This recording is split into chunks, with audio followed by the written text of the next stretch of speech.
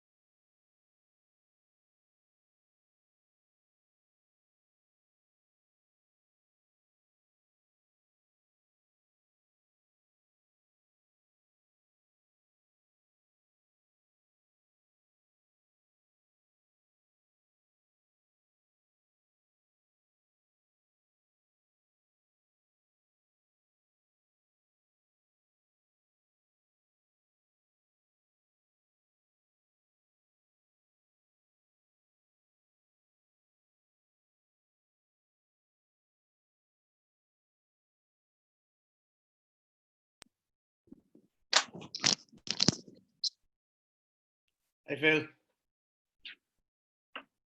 Hi, Sean. how are you getting on?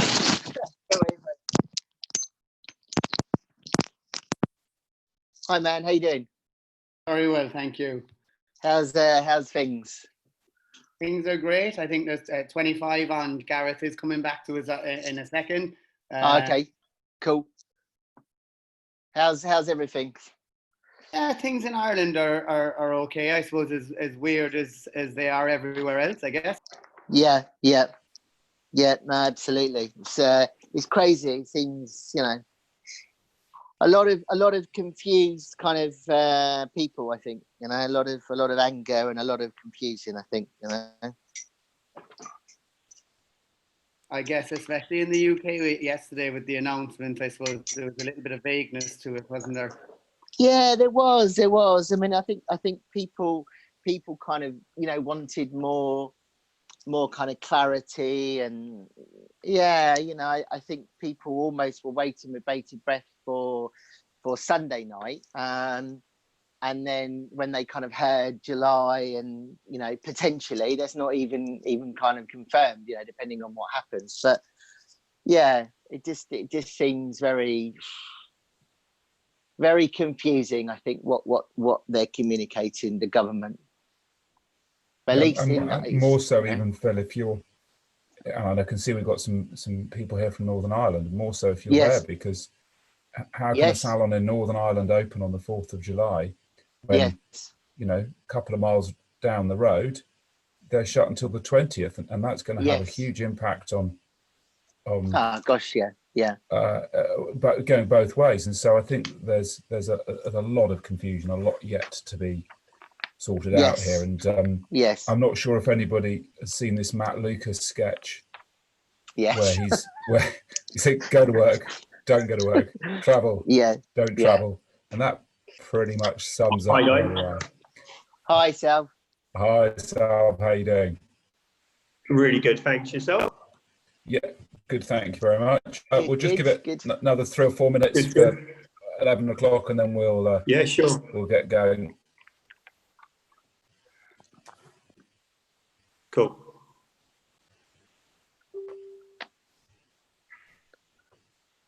Hello, Claire. Hello, Gareth. Hello, everybody. Hello. Hi, Claire. How are you? Hey, how you doing? Good, thanks. How are you? Hi, Salv. I'm Claire. How you doing, Claire? You all right? Good. How are you? It's nice to meet you. Yeah, you too. Yeah, really good. Thank you. Not bad at all. Good. Thanks for all your fantastic stuff for our hub. It's been brilliant. No problems. Good. Do you think you'll be able to do the short videos? Did you see the email we sent? Well, I did see it. I didn't choose to ignore it. I was just building up the video courage, you know. You'll be fine. You'll be fine. You'll be fine. You're an expert at it by now. What? Why? I don't know about that. Can I ask you, Phil? Are you wearing nail polish, or is that just a big ruse? Well, actually, I thought to show a little bit more professionalism that I'd actually get my daughter to take it off. So here we are. Brilliant. Okay, cool. It was either that or choose a new colour. So. Yes, I thought you were going to go. I thought you were going to go for a nice bright for today. I wanted to go emerald green, to be honest. I wanted to go green today, but yeah. Nice. My wife advised me not to. Good. Hello, Sean. I'm Claire.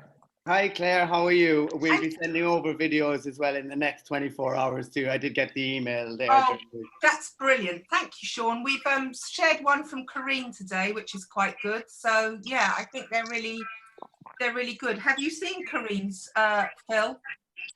I haven't. No. Was that posted today? I think so. She makes a good point in the wake of our she was saying, because we reached out to her a lot on the eco front when we launched our eco award. Right. One thing she said was the PPE throws up the worry about if you're buying all this PPE in and it's one single use. Yes. In terms of eco, it's a worry for people who really are pioneering that sort of side of the industry. But as we said, I sort of agree with her, to be fair. Yeah, but I guess, as Gareth said, the safety has to come first, but it's not ideal getting this stuff. Yeah, that's right. And then chucking it, but what can you do? I've just had just completed 4 people message me asking for the password. I know it's on the actual post, so I'll just copy and paste it and send it to these people, because I think they were having trouble. Sorry, Simon Webster. Oh yeah. No, he's found it. He's in. That's fine, and the others are in. This is always the problem with this, isn't it? That the technical aspect is challenging, and we're all kind of struggling with that as best we can. I can see Sophie and Simon are with us. We'll all be experts soon, won't we? Yeah, we are, and it's good that we are, because I think Zoom's going to be used a lot in the industry. Certainly with us. And don't you think with salons, Phil, I think they might be doing initial consultations via Zoom? I think so. I think there's so much pressure on Zoom because a lot of people are using it, and I think there's other platforms that are being used because it's been crashing quite a lot. Oh right. So because so many people are using it, so for meetings and in other industries. But yeah, I think it's all good. It's all good. Cool.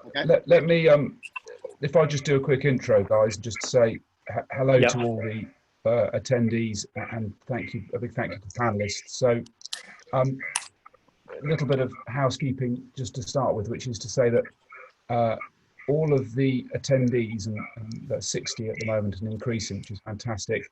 Great. You're all muted, guys.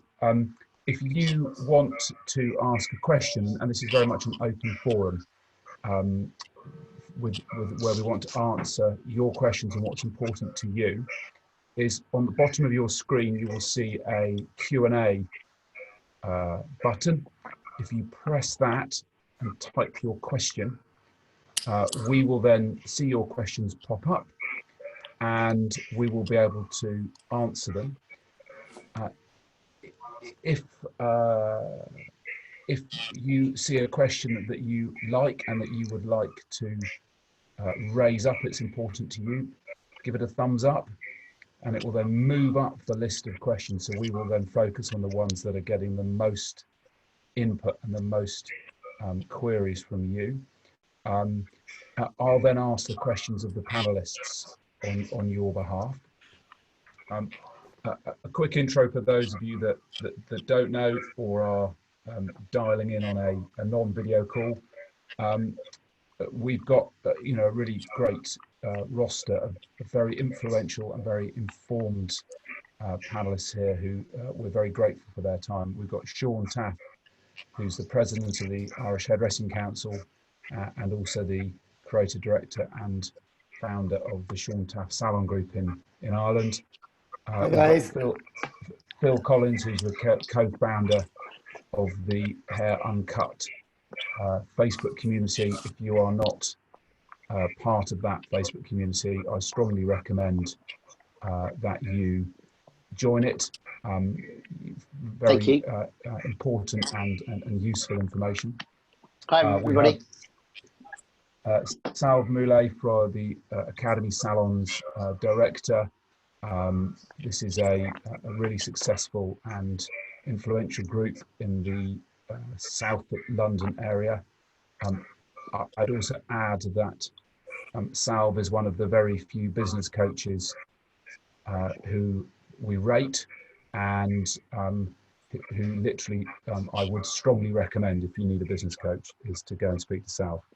He will brilliant. Thanks. sort Hi you guys. out. Great. And then we've got Claire, who is part of the Good Salon Guide team and helps keep me honest as much as anything else. Hello. So we've had a few questions sent through to us on email first. If I can start, Sean, with you. Yeah. Ireland is slightly further ahead than the UK in terms of your return to work, although the date is the 20th of July, so slightly beyond that of England. What proposals did the Irish Hairdressing Council put forward for reopening? Okay, so I suppose just to, without waffling on, we're in phase 4, which is coming back on July 20th. There is a school of thought within the industry that some people are trying to fight for a return on June 29th or before in phase 3. However, the Hairdressing Council's position, first of all, the Hairdressing Council represents both salon owners and employees and anyone involved in the industry. But our feeling is that, we're not health professionals, and we will go by government advice. We want to get back to work as soon as possible, but only when it's safe to do so.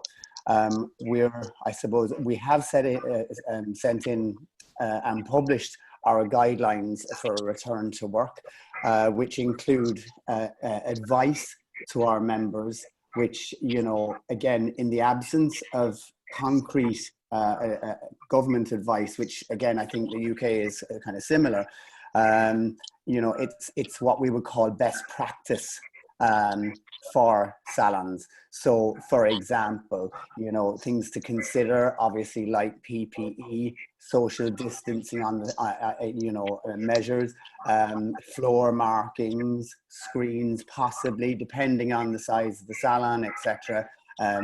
and working out a floor plan. All these things we've submitted to government, but also published for our members. Okay, that's really useful. Thank you, Sean, because there's so much fake news, I think would be the best description of it, as to what salons should do and shouldn't do, and what they're going to be made to do. And the reality is, at the moment, we're still working in a vacuum, and it's so difficult to know what the right course of action is. Yeah. Something for all the panelists: how are you keeping or how do you advise we keep our clients informed of what is a unknown and open-ended return to work or open salon date?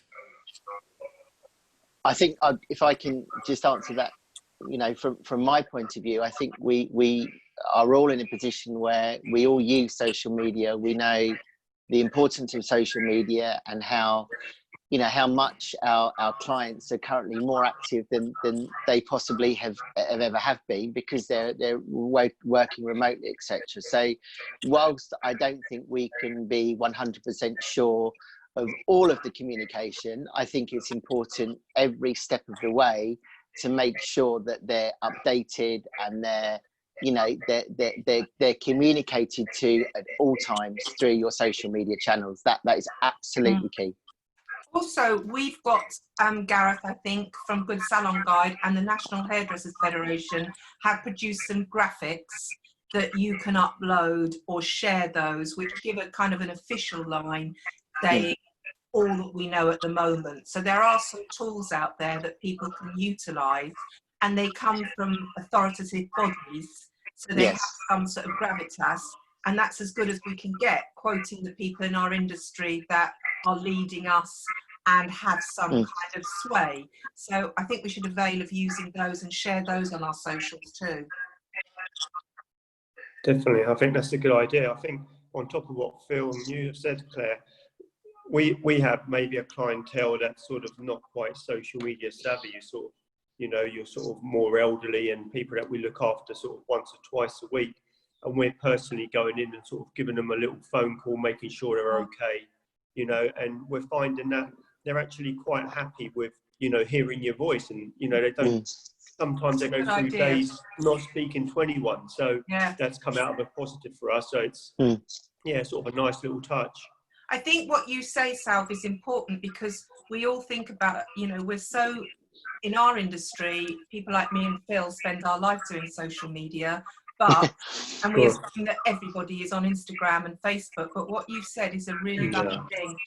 There could be more elderly clients that are just not seeing these updates. So I think that's something to really, or maybe just traditionally send them texts or emails or something like that.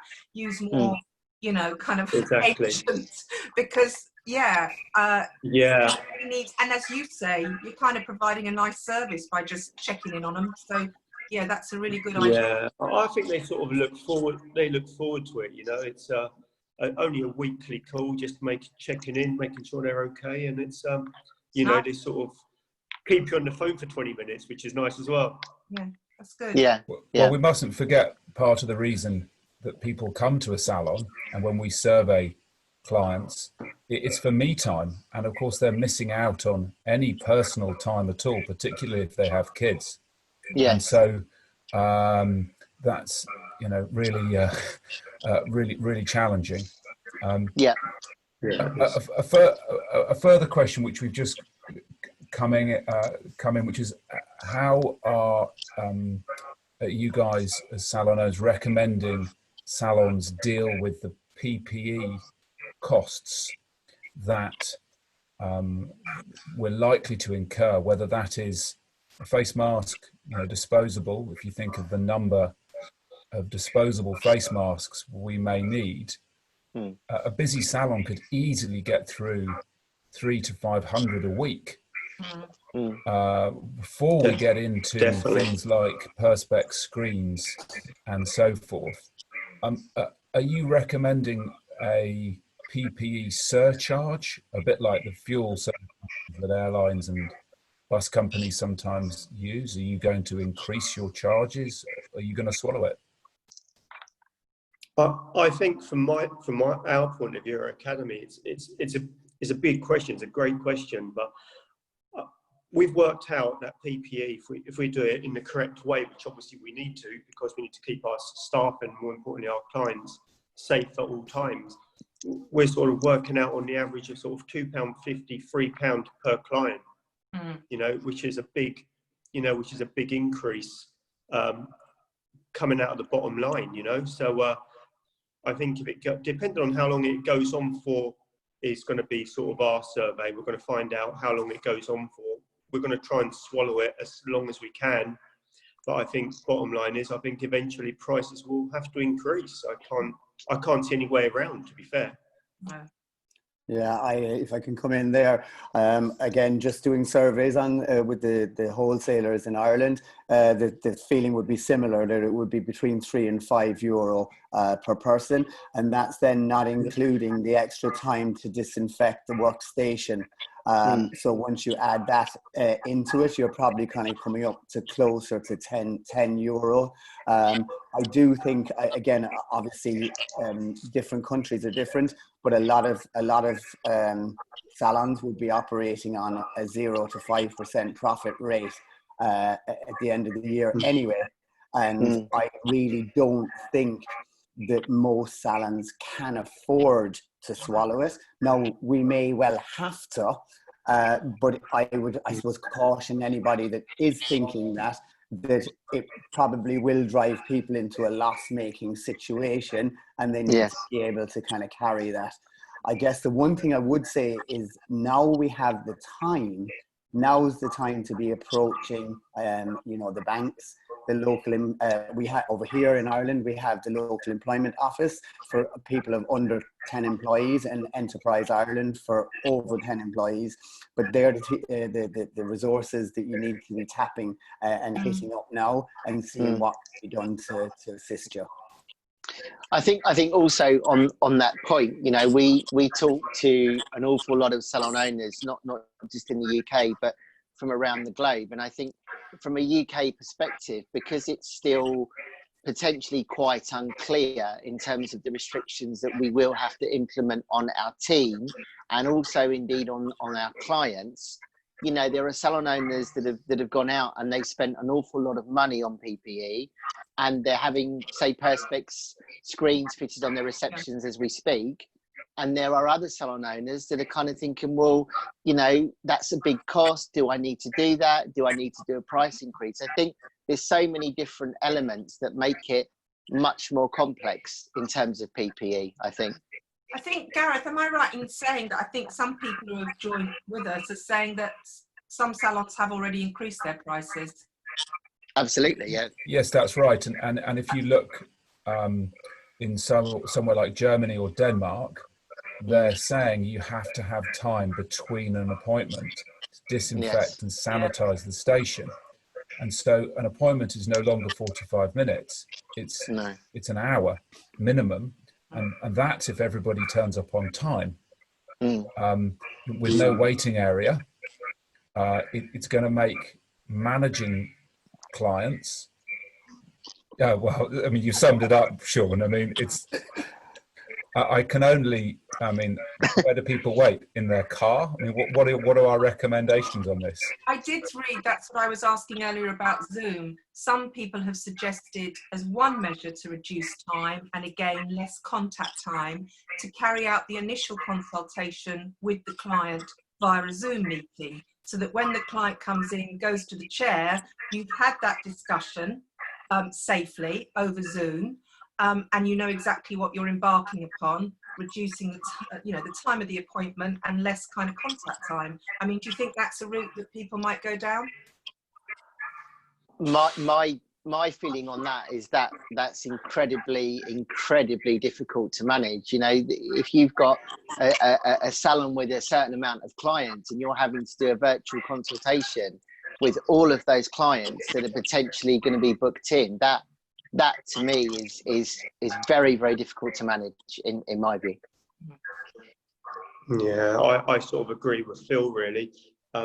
it's all fine in principle, but getting that to be real in the real salon floor world, you know, as an example, you'd do a consultation, say today, for a client, and then she would come tomorrow, then the stylist would be sick, and then what would happen? You know, we'd have to start again. It's the clients change their mind. Great idea.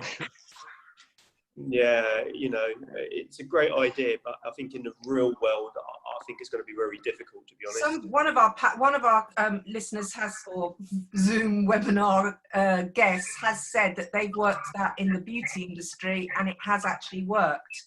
So that's interesting. So yeah, I might come in there. You have to, you know, see if it works for you and amend it. Possibly, it's a thought. Isn't it? Yeah, I probably have a slightly varying opinion on that, insofar as, you know, it isn't a perfect world. None of this is, and I suppose, you know, for example, you know, if our group across the 3 salons would process maybe 800 clients a week.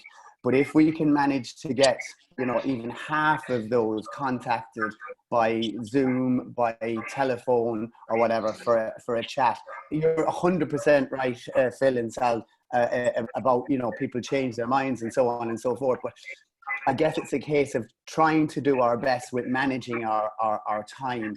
And I know for ourselves, we're implementing from the 1st of July that anybody that has been cancelled up until the 16th of March when we shut, that their stylist is going to make contact with them. Again, still a little bit too early for a proper consult, but that they can actually have notes on the file so that it at least will reduce the contact time. Because bear in mind, consultation, when done correctly, is face-to-face, sat down, you know, a very dangerous way, you know, it's probably the most dangerous element of our work. Yeah, that's a good point. Yeah. Well, it's also going to be strange that, you know, educating our teams that, you know, I do education myself, and I've been, you know, preaching for 20 years. A consultation needs to be done face to face. Yeah. You know, you need to take your 10, 15 minutes to your consultation properly, the whole journey, blah, blah, blah. And now that's basically out of the window. Yeah. Hayley's made a really valid point in the chat, which is that about skin tests, because people will have been out of salon for so long now, and moreover, they've all been busy buying box dye from the chemist and ruining their hair. Which the upside, of course, is a colour correction bill. But how are you planning the reopening in terms of skin and scalp tests? Are you going to have a scalp test day where people come in and queue like they do at Tesco's to come and have their scalp test? Any other solutions with that? If I come in there, I might, again, we're trying to figure out whether it would be feasible, a little bit like you say, almost like a drive-through, you know, in the first maybe 2 days.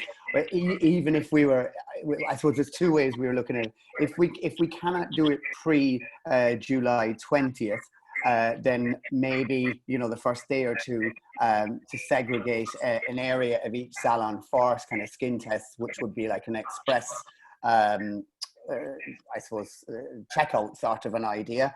But we're looking, if at all possible, if there was any way that we could actually be able to do that pre-opening. Again, I get into insurance issues. I know there's tests that can be sent out and so on, but depending on policies, I was going to say that it's a nightmare. Yeah. So just continuing that, Sean, when you talk about doing that pre-opening, are you suggesting that people will come to the salon and have that done, but you're not open, so think that you're not breaching the rules? Or are you no, I mean, that's something, shall we say, the council have submitted the questions, again, practical questions to government, if there is a way that we can I suppose, ensure a smooth flow of clients, you know, and if there was some way that could happen, then it would certainly, I feel, protect staff members, you know, in the first initial 2 weeks that clients are coming through. Yeah, and there are some skin tests I think where you can post. Is it colour start patches? Suzanne suggested that, which is also an option if those are ones that we've used. Yeah, I mean, we used to use them, and I thought they're fantastic. And I know, you know, they're so easy, but again, it depends on people's insurance policies, I think, as to whether. Of course. Yeah. And Salv, I think you've talked about having a day, the first day back, and whether that's the first Saturday, the 4th of July, or Monday following, or whatever it would be. Exactly. Yeah. That was well, that is and was our plan. Funny enough, we had, you know, a meeting yesterday with all the managers and sort of salon principals.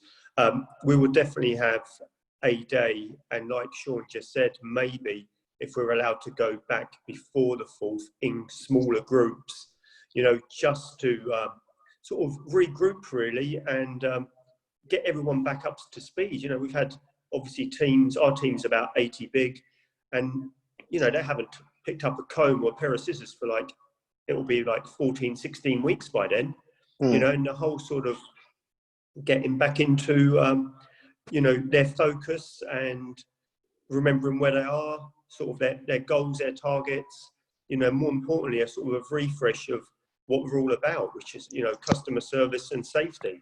So, and that's still in place. We will still do that. We might be, rather than doing it all in one go, I think it seems likely now that we'll have to do it in sort of 4 or 5 steps, maybe a salon at a time rather than as a group, because I think we won't be allowed to do it as a group as yet. But yeah, that's still in place, and sort of looking forward to even getting the team's hair done, you know, getting sort of back to where we should be.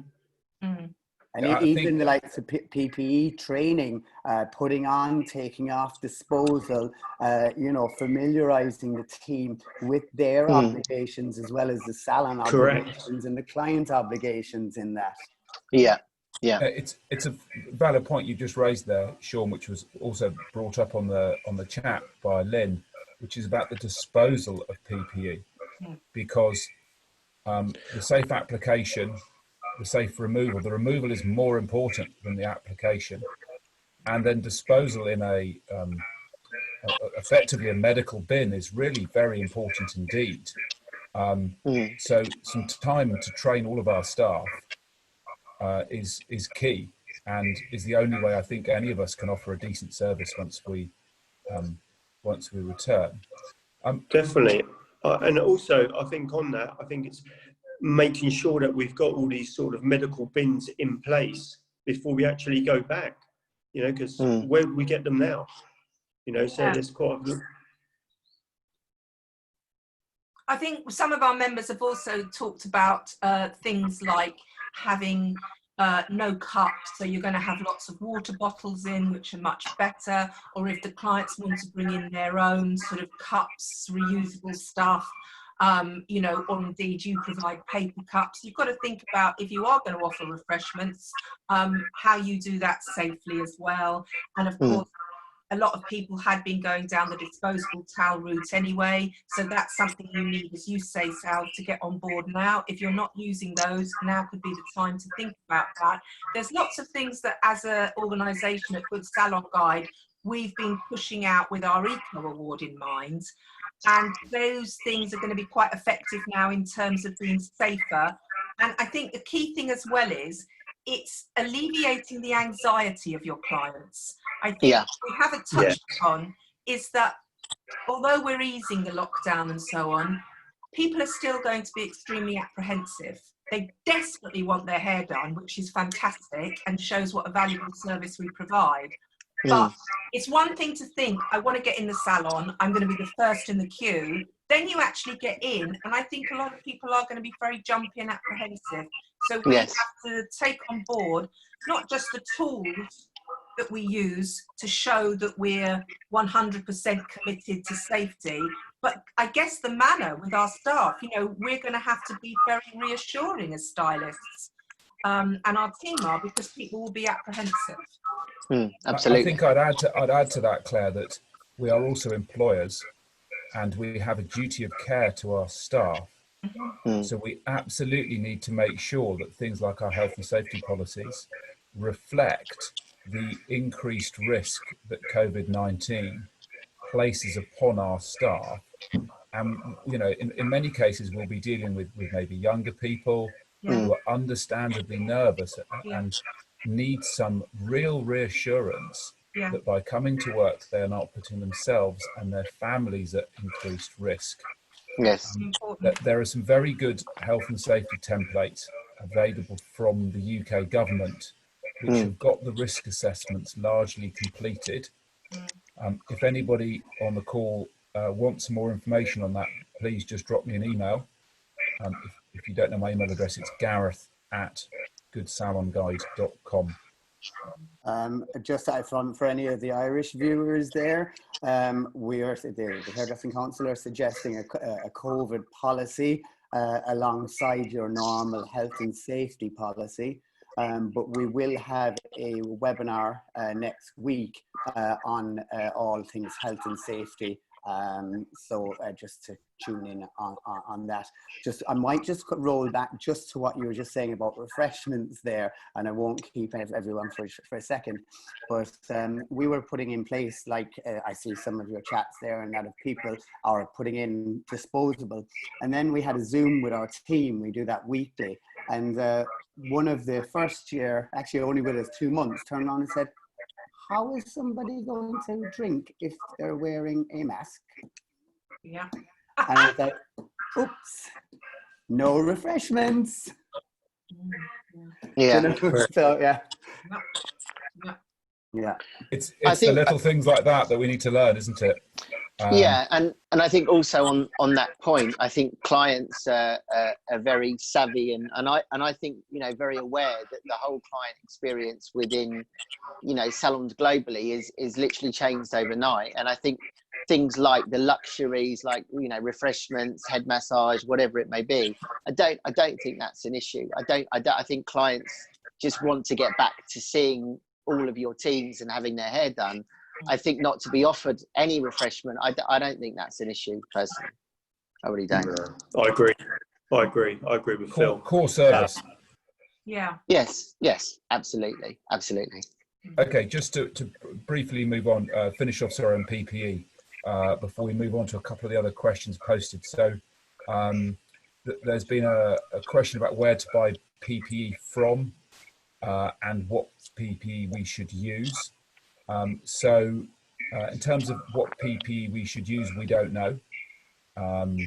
There has been lots and lots on the internet about everybody should wear a mask, everybody should wear a visor and gloves.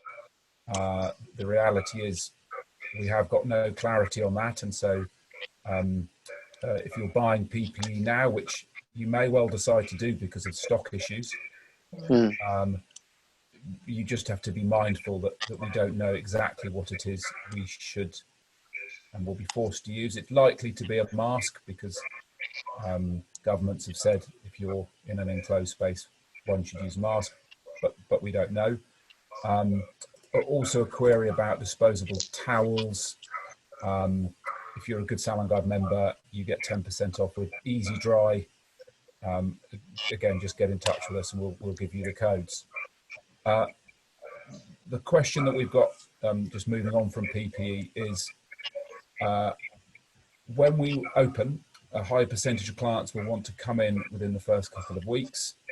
How are salons planning on managing opening longer hours and staffing levels? Okay, well, what we've put a plan of action. We've got a couple of plans, but plan A is that we've extended our hours. Basically, we'll be doing 7 days a week with 5 12-hour days, and we're trying to sort of break the teams up into 2. So basically, like shift work. So that should hopefully help. Yeah. If I come in there sorry, Phil, go ahead. No, go on, you go. No, you go. Go on. What I suppose, would just like to kind of highlight is that, you know, now that people have the time, do the numbers.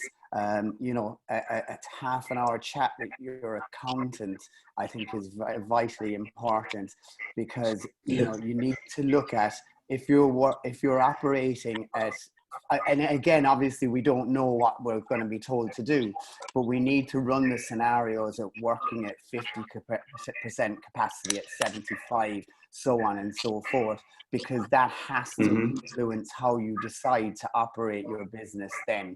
That's I suppose the council advice. In terms of our own personal, we, like Salv, are planning on working the 7 days and splitting it into shifts, but we don't know what shifts, because we may even be doing 2 6-hour shifts with an hour in between. Exactly. We just don't know. So anything is a hypothesis until then. And again, I suppose, you know, start playing with the options is what I would advise people to do now, and have a, you know, maybe a 10 option plan. So when things are announced, that it's just not utter carnage, because everyone's minds are going to be going mental. And also on that, you know, I think it's about having the open dialogue with your team now, and you know, simply stating, look, you know, we are going to be considering opening 7 days a week. We are going to be considering split shifts, whether it's 6 a.m. till 1 and 1 to 2 till 9, or to whatever it is. And I think what salon owners are finding is that a lot of the team members are very open to that, because it suits them and it makes them feel additionally safe as well. So I think it's about dialogue and communication with your team now, without confirmation, obviously. I'd add that if you definitely, I agree with Phil completely. You know, with the dialogues that we've had with our teams, it's all about what do we need to do, you know, to get the company back on track. So they've all been really willing. So it's been great, you know, great response from our team. And obviously, in reverse, you know, we want them to come back and be as safe as possible. So I think it's all good. Like Sean said, though, it's all a bit of a guessing game at the moment. Yeah. You know, from our point of view at Academy, there'd be no point trading at 50% because we'd be making a loss. You know, it's just pointless. So, and I'm sure sort of a lot of salons will be in the same boat.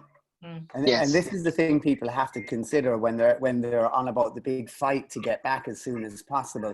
There's absolutely no point if you're in the hole, say for, I don't know, 50,000, and every week you're closed, you're down another 1,000, for example. But if you open, you're down 2,000. It's just like, you know, you need to do the numbers, guys. We need to get back, yes.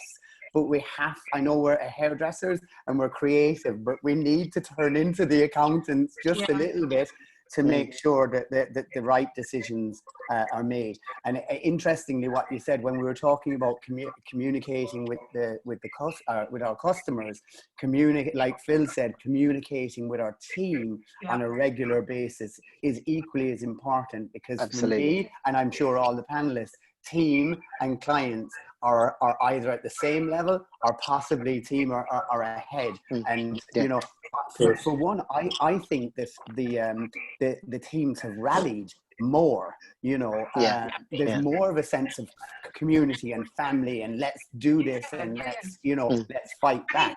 Whereas before it was different. One of the positives that's come out of it generally, not just in the hair industry, but I think generally what we've seen is a great deal of people, and as you say, Sean, you know, even young people showing immense, and there is a lot of young people in our industry, showing immense capacity for understanding, hard work, commitment, and understanding, as you say, Salv, of it's important to do everything they can for the safety and the security of the business. And that's a positive, which you know, would be great to harness, you know, that kind of commitment, passion and dedication. It's great if we can hang on to that when we move forward, because some things that have come out of this have been incredibly positive, and we need to utilise those in our businesses.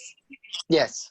I'd like to ask a question because we get asked this a lot at the guide at the moment. we're talking about, you know, coping and communicating with our staff. How are we dealing with the volume of clients who are contacting us saying, when I come back, or when you come back, I want to be at the top of the list. What do? I want to be first. You're going to be inundated. What sort of policy are you operating? And you're all obviously doing these great extended times, but how are you going to fairly, and that's the thing, you know, see who goes first and why, and how's it going to be done? Okay, can I just quickly jump in before you guys on that? You know, I think a lot of salons are planning so that they have almost phases as well. So, for example, phase one could be the salons that were already booked in before lockdown. So, you know, you might have clients that will have to be moved or have to be cancelled. So some salon owners are using that as their phase one.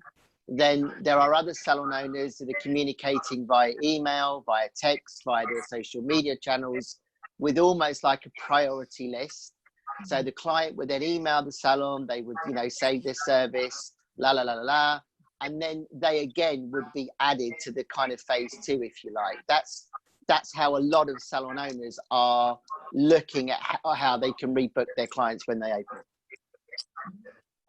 The one thing that I would say at the very outset there, and again, I think it's a good suggestion. For the COVID policy that I was speaking about earlier, would include actually asking the clients to designate themselves as either a high, medium, or low risk client. Okay, so that might be worth thinking about. Yeah. And just parking that there for people. That's a good idea. And again, obviously, you could work at certain times then for a high risk and so on.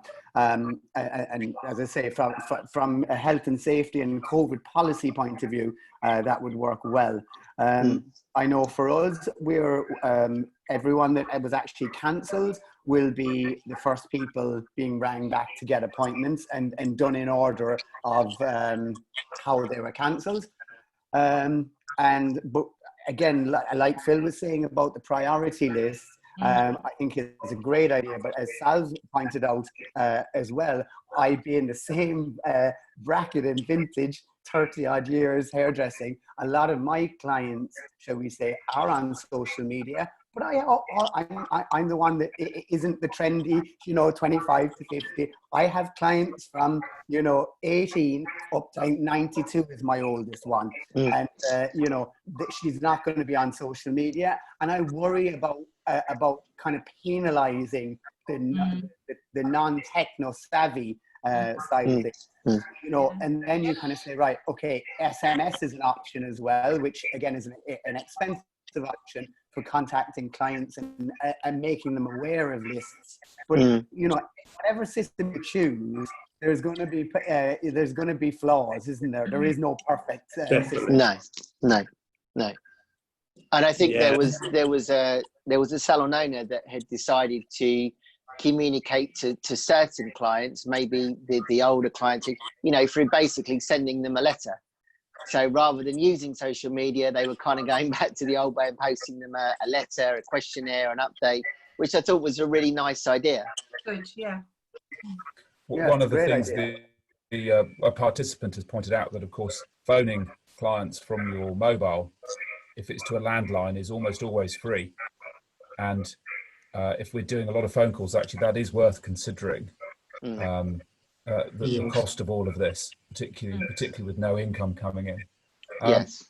A further question that we've had come in and has got quite a few thumbs up is, how are salons coping with rent payments during the lockdown when landlords in particular are refusing to give any holidays or deferments? By the time we go back, we're going to be like 3.5, 4 months, so at least a quarter of a year where we've paid rent or rent's being demanded. And how would you recommend salons who've not got compliant landlords? I'll jump in on this one. To be fair, we've been really lucky with our landlords. They're all sort of local. They understand that we're all in the same boat, and we've had 50% holiday on all our sort of salons. So I can't really complain too much about that, to be fair. I think landlords obviously need to be understanding, because, you know, it's going to be all sort of 50% rent or no rent at all. I don't see why. I have heard that obviously a few landlords are being really difficult, but I think it's like short-sighted, narrow-minded. Yeah, I would say that, just again, from a personal point of view, very, very lucky. But we do get a lot of messages into the council saying that people are having difficulty. I guess, you know, communication and dialogue is the key here. I mean, there's always, as they say, there's always going to be one, but, you know, the more we can keep in contact, you know, and the more dialogue. I mean, I suppose, you know, to not be the nice person here, to play devil's advocate for a second, I guess landlords have, you know, have costs as well. And if they can get payment holidays on mortgages and stuff, fantastic. But if not, then they're covering it. But I think most human beings, you know, this crisis has brought out the best in a lot of people. And I think the advice that I would give, the advice I would give would be, you know, don't kind of, you know, put your head in the sand. You know, make the contact now. You do have the time, and you know, communicate with the landlord and keep communicating. And even if the answer is no, keep going and keep going. Keep asking. Definitely don't just stop paying your rent. No. Though in the UK, there's a legislation coming saying you cannot be evicted. That doesn't mean that we can stop paying rent, or that the money due in the contract is not due in the fullness of time. So please be very careful, as would be what I would say about stopping your rent. And I would echo that in Ireland as well, because a lot of people are under, because of how media spins things, they, you know, it's a case of, oh yeah, no, rent has been frozen and this and that, and that's not actually the case. So just be, you know, get your facts before you actually charge in, you know. Okay, thanks for that, guys. Totally different question now, much more technical, from those on the call, which is, will we be able to colour hair unwashed if there is no dry cutting of hair or blow drying? Lots of ifs there about the regulations that may come in. Anybody got any comment on that?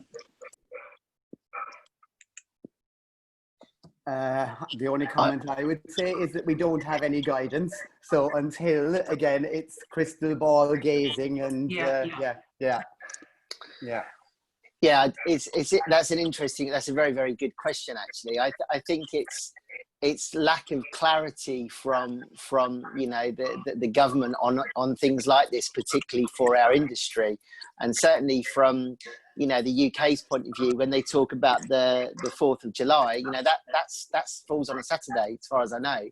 That seems a very bizarre day that salons would reopen on a Saturday. I'm sure that still could be possible, but it just seems that there hasn't been that necessarily thought from the government about the mechanics of reopening on a Saturday.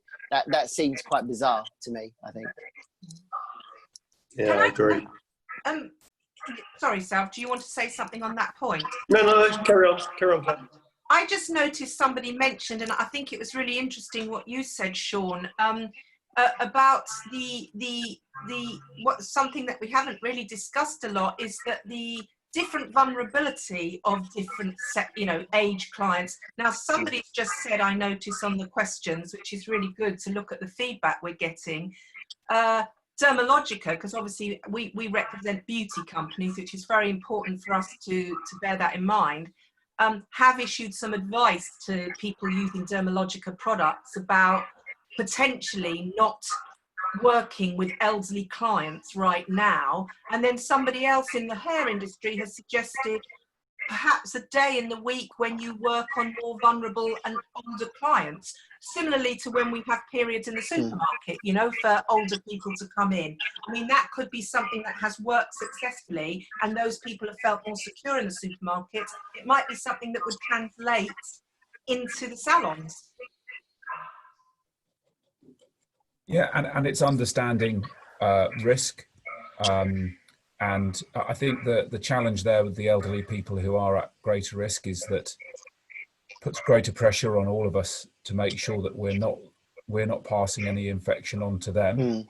Of course. And perhaps also less profitable and possibly not practical in terms of the volume of clients we're going to want to get through. Yes. To add the extra level of complexity. But yeah, if there's a demand for it, why not make a Sunday for people over 70? Yeah.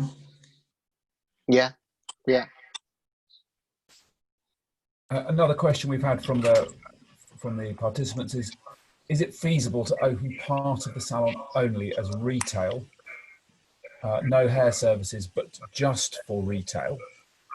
And actually this might come back to our patch test question, because some retail shops are allowed to open in June. I think before I put this to the other panelists, I would say we don't actually know, and everything we're about to say is going to be best guess rather than fact before we end up in court. Yeah. Moving on. I did see somebody. Next question. I mean, this is the challenge we all have here, is that. Yeah. Sorry, Salv. It goes back to the same thing. I think even if we were allowed to open just for retail, goes back to what myself and Sean were saying. Is it going to be financially worth doing this? Yeah. You know, there's no point, putting one or two people in the salon, paying a salary for the day, so on and so forth, for the sake of a couple of £100. In my view, anyway. I don't know what you guys think. Yeah, I suppose there's two elements to that. I guess one is the advantage being that you're keeping in touch with your clients and satisfying their needs. But again, it's much more feasible maybe for a smaller salon to be able to do that than people with multi branches or whatever. But I suppose it's maybe worth looking at the e-commerce route, or a very basic type of that a client can ring, place an order over the phone and post them out. I mean, these things can be done without actually opening the doors. Quite a few of our members are doing that, sending out and branding them really, really effectively, like hair rescue kits, and they've been fulfilling a real big need for that, and obviously issuing all the right information. And I think that's been hugely, as a woman, who hasn't been able to get my hair coloured for 7-8 weeks, those are always going to be appealing. Something a bit more professional than you can just go and buy in a supermarket. I think that's what we're looking for. We want something that's going to be a little bit more effective, give a little bit more finesse. And those people that have been offering that service have done really well out of it. So I'm pleased for them. Yes, absolutely. I might just redirect there. I suppose what I was probably referring more to the likes of shampoo and conditioner products, more so, and temporary colour solutions. I guess. That's exactly what I mean. Yeah, sorry. Obviously. Not suggesting the paint in the ground. No, sort of like a very effective but doable at home, semi-permanent. But it's just a bit better than these. I'm not decrying them at all, because I'm a big fan of the root sprays. But, there are some downsides to that. They're very sticky, the residue isn't great. So just some rescue kits that are semi-permanent, and they've marketed them well and they're selling well, and that's good. And as you say, it's a way. When I ordered some, and of course the salon owner had the sense to send a lovely card. How are you? Thanks so much for supporting me. Here's the instructions. It's that engagement, and I immediately thought, oh, fantastic, she's great. And that's what you want, that sort of personal touch to keep clients really sort of rooting for you. Bit of a pun, rooting for you, but yeah. Yes. No, I think just on that, I think from a retail point of view, and I know Sal, you did this very well, but I think there are a lot of salons that have communicated their clients however they've communicated it. You can buy retail, you can buy shampoo, you can buy conditioner. We can pack it up for you, we can send it to you, and I think there are a lot of salons that have done very well out of that. Yeah. And I'll tell you another thing, it's really nice during this period to receive, just on a personal thing, you see a nicely packaged up, you know, even, as you say, shampoo and conditioner, but a semi-permanent, it's beautifully packaged, it's got a lovely note. In a period when things are a bit grim, it's great, it's like Christmas, nice to receive. So, you know, that it gives you a bit of a morale boost, which everybody needs right now. Yes. So, yeah. Yeah, okay. Thanks for that, guys. Very important question here about the future, really, which is that how do you see teaching our learners with regards to keeping a safe distance is going to go once we are back open? Because, of course, we're going to be very busy, but we must keep an eye to the future to make sure that we are continuing to train the next generation. Has any thought gone into, or have you had any feedback from colleges about how we're going to manage that? Well, I do a lot of PR for a fantastic large training group, and one positive is that the online learning that we're doing using both Zoom and lots of other platforms. Right now, we're finding some of the learners, in fact, I'd say the majority of the learners we're working with, more productive. Because there's been a lot of benefits to learning online. They can work at their own time, they can work at their own pace. The young people particularly, when they want to work, they don't necessarily want to conform to college times. They might be more productive at sort of 11 at night. They're being so innovative because they're being forced to think outside the box. Sometimes young people with anxiety issues feel a lot more comfortable. So right now, the reports I'm getting from several learning groups I work with, training organisations, is that it's been fantastic. And there's been a lot of positives. Long term, I'm not so sure, but there's certainly, the learning has continued. They're right on it in terms of where they should be. It hasn't kind of halted. So it's, again, you know, it's been one of these things to come out of it that's been a big fat positive. So I think that's good. What the future means, I don't know, but. No, sorry, no, go on, Salv. Go on, no, you go, Phil. No, just to echo what Claire was saying. I mean, I think we've seen a lot of the training companies have really, you know, stepped up, and I think they've engaged the trainees. There's been a lot of mannequin work. There's been a lot of sort of, you know, light-hearted competition, and I think, you know, in some respects, it's not. I can't clarify what the future is going to be, but I think in a lot of positives will come out of it. That a lot of the trainees, you know, their job description might change.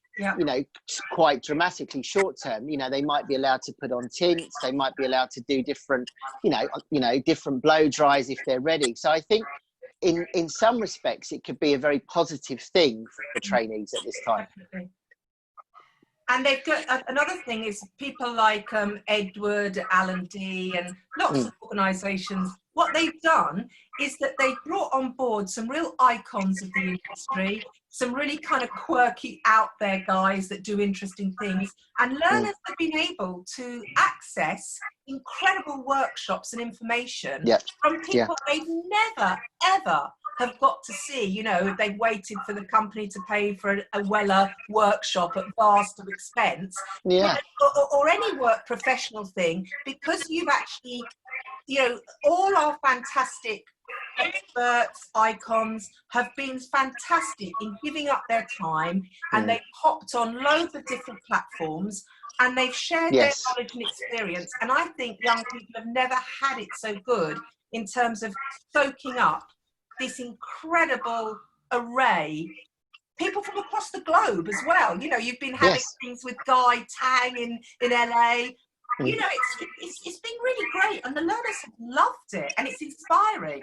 I'm inspired. I think that's a real positive. So where I think the people in the education sectors have been, as you said, Phil, really innovative, and more importantly, they were on it within days. We didn't have to wait for this. No. Within 2 or 3 days, some of the, you know, some learning and training providers had set up incredibly innovative things. So I really think they deserve a lot of credit, because they've taken things to another level. Thanks for that. We're fast running out of time here. I'm aware that we've currently got 27 questions that we've not managed to answer. So what I'd suggest is that if we've not answered your question, if you want to email it to me at gareth@goodsalonguide.com, and I'll pop up a little box on the side now with my email address just in case you didn't catch it. We will then answer your questions. I'll pop anything out to the panelists as well that we don't know the answer to ourselves. Absolutely. And we'll come back to you personally, because I think we could be here all day, because there are some really great questions about things like, should we be taking the temperature of a client when they arrive with an infrared scanner? What about dealing with children's hair? Are they allowed in with an adult or not? How old do they have to be? GDPR issues around calling clients, some really very good questions. So we'll summarize all of the outstanding questions we've got as well, and pop those up on the Good Salon Guide website. Okay, great. But a very big thank you to Sean, to Salv, to Phil, and to Claire, and to all of you for joining us and taking part. This will have a recording available on our site, so if you miss it or want to come back to anything, you'll be able to access it there. And we will look to hold a further one of these calls in the future once we've got perhaps greater clarity on what we can and can't do. And I just want to say, just before we finish, I just want to say a big thank you to you guys at Good Salon Guide, because I think, every day you're posting, your social media, you're messaging, you're engaging with these high profile salon owners like the guys today. And I think, it's so beneficial to hairdressers, not just in the UK, but the messaging that you guys are putting across as a brand is very much appreciated. So thank you. Yeah, I'd echo that. Definitely. Totally agree. Brilliant. All right. Thanks, guys. Have a good afternoon. Thanks, guys. Thank you, guys. And most importantly, stay safe. Thanks, guys. Bye. Take care. Thanks, everyone. Bye. Thank you.